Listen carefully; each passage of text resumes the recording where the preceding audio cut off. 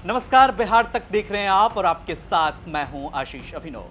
कभी सत्ता के सबसे बड़े मरकज तक के चेहरे को तय करने वाले, सियासत की सबसे ऐतिहासिक और प्रत्याशित दोस्ती कराने वाले बिहार के प्रशांत किशोर इन दिनों बिहार के गांव-गांव में सामाजिक और राजनीतिक विमर्श के विषय बने हुए हैं। 2014 में मोदी मैजिक के पीछे मास्टरमाइंड के तौर पर उभरे प्रशांत किशोर को 2015 में लालू नीतीश की ऐतिहासिक जुगलबंदी का क्रेडिट भी मिलता रहा है। लेकिन क्या 8 सालों बाद आज बिहार की सियासी गंगा में बहुत पानी जब बह चुका है, कई सारी सियासी नावें भी पलटी मार चुकी हैं, खुद पीके भी चुनावी रणनीतिकार का चोला उतारकर नेता बनने की राह पर अग्रसर हैं। रास्ता गांधीवाद का है। पीके गांव-गांव पैदल चलकर जनसुराज लाने की बात कर रहे हैं। पीके का जो कारवां है वो लगातार चल रहा है और उसका 1 साल पूरा होने वाला है। साल 2022 के 2 अक्टूबर से पैदल जनसुराज यात्रा पर प्रशांत किशोर निकले थे। पिछले साल से अब तक प्रशांत किशोर ने बिहार के 9 जिलों में यात्रा की है, जिसमें पूर्वी चंपारण, पश्चिमी चंपारण, शिवहर, गोपालगंज, सिवान, सारण, वैशाली, समस्तीपुर और मुजफ्फरपुर का नाम शामिल है। इस दौरान प्रशांत किशोर ने सभी जिलों में खूब समय भी दिया है। यही कारण है कि पिछले 1 साल में प्रशांत किशोर केवल 9 जिलों की यात्रा ही कर पाए हैं। साल के 365 में से करीब 300 से ज्यादा दिन प्रशांत किशोर की यात्रा चली। उनके पैरों में दिक्कत आने की वजह से उन्होंने अपनी यात्रा को कुछ दिनों के लिए विराम भी दिया। इन सब के बीच जनसुराज के समर्थक आफाक अहमद एमएलसी का चुनाव भी जीते। पीके की यात्रा चलती रही और इस दौरान करीब 20 से भी ज्यादा रिटायर आईएएस और आईपीएस अधिकारी जनसुराज से जुड़े। प्रशांत किशोर के जनसुराज यात्रा ने क्या बिहार की राजनीति में कोई इंपैक्ट डाला है? प्रशांत किशोर की यात्रा बिहार में राजनीतिक जमीन तलाशने में कारगर साबित होगी, ये जानने के लिए हमने पटना के कुछ वरिष्ठ पत्रकारों से बात की। उनकी क्या है राय, वो क्या सोचते हैं और क्या जानते हैं, इस रिपोर्ट में हम आपको दिखाएंगे भी, सुनाएंगे भी, बताएंगे भी। वरिष्ठ पत्रकार अरुण पांडे कहते हैं कि जनसुराज यात्रा से प्रशांत किशोर ने बिहार में राजनीतिक हलचल तो जरूर पैदा की है। इतना ही नहीं, उनके समर्थक में से एक एमएलसी कैंडिडेट ने चुनाव में जीत भी हासिल की। इसके बाद से जनसुराज ने यह संदेश दिया कि वो अपने समर्थन से एमएलसी कैंडिडेट को जिता सकती है, तो आने वाले लोकसभा और विधानसभा चुनाव में भी इसका बड़ा इंपैक्ट देखने को मिल सकता है। प्रशांत किशोर के साथ बुद्धिजीवी वर्ग के लोग भी जुड़ रहे हैं। कई सारे आईएएस आईपीएस अधिकारी भी उनकी इस यात्रा का जिन्होंने समर्थन किया है। उनके अलावा यूथ में भी उनकी अच्छी खासी पकड़ है, पीके की आइडियोलॉजी के साथ जुड़ रहे हैं। अरुण पांडे को सुनिए। देखिए, आपको याद होगा पिछले साल के 2 अक्टूबर से उन्होंने जनसुराज यात्रा शुरू की थी और 1 दर्जन से अधिक जिलों में उनकी ये यात्रा हो चुकी है। इम्पैक्ट की बात यदि आप करेंगे तो एक राजनीतिक हलचल तो पैदा करती है प्रशांत किशोर ने। अब पूरे यात्रा में जो 15 साल लालू का जो राज रहा है और फिर नीतीश कुमार का जो राज रहा है, अब उसमें जहाँ सामाजिक न्याय की बात की थी लालू ने, नीतीश कुमार ने विकास की बात की थी, इन दोनों बातों को यादते हुए जो नाकामी रही है और जन अपेक्षा रही है, जन आकांक्षा रही है, उसको वो घेर रहे हैं और इसका रिस्पांस तो गाँव को मिल रहा है। अरे बात जुड़ कौन लोग रहे हैं? देखिए, खासकर बिहार के सामाजिक जीवन में, राजनीतिक जीवन में जैतता का बड़ा बोलबाला है। अब तक जो उनकी यात्रा को हमने देखा है तो youth, intellectuals, retired bureaucrats, retired कर्मचारी, ये तो हैं उनके मुखातिब और जो बातें वो उठा रहे हैं वो अपील करता है। लेकिन जहाँ तक उनके राजनीतिक भविष्य का सवाल, इस पूरे 1 साल की यात्रा में विधान परिषद की एक सीट भी उनके समर्थन से एक कैंडिडेट जीत गया है।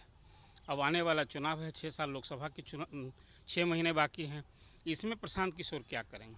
हालांकि उन्होंने अभी तक कहा है कि हम कोई राजनीतिक दल अभी तो नहीं बनाए हैं, लेकिन योजना तो है उनकी।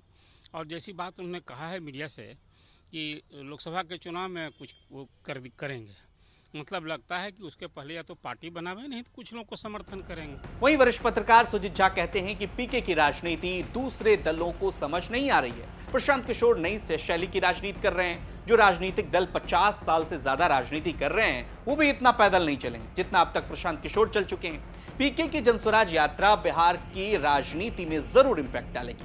हालांकि उनकी असली परीक्षा आने वाले लोकसभा चुनाव और विधानसभा में होगी, जब प्रशांत किशोर ये फैसला लेंगे कि आखिर उन्हें चुनाव में उतरना है या नहीं उतरना है, पार्टी बनानी है या नहीं बनानी है। नेता का तो असली अंदाजा, उसके इम्पैक्ट का अंदाजा तो चुनाव में ही लगता है।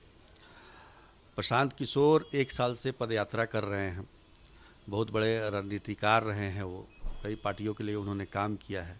अब अपने लिए, अपने संगठन के लिए काम कर रहे हैं, तो निश्चित तौर पर कुछ न कुछ उन्होंने सोचा होगा, कोई ना कोई उनकी रणनीति होगी, वरना एक साल तक कोई व्यक्ति चलता रहे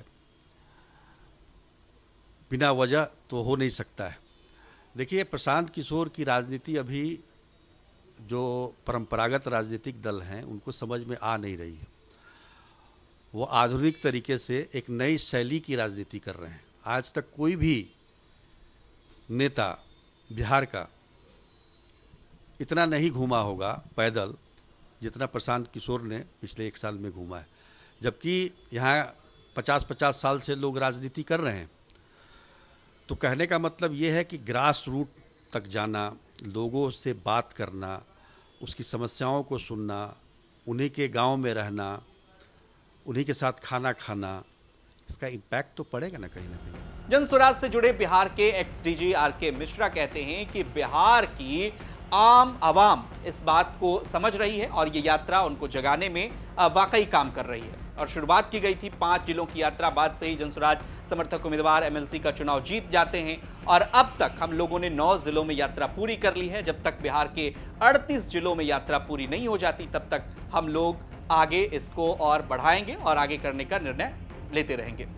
देखिए, जनसुराज की पदयात्रा का मुख्य उद्देश्य था कि जागरूकता, बिहार के आम आवाम में एक जागरूकता का उदय करना, उनको जागरूक करना और ये बताना कि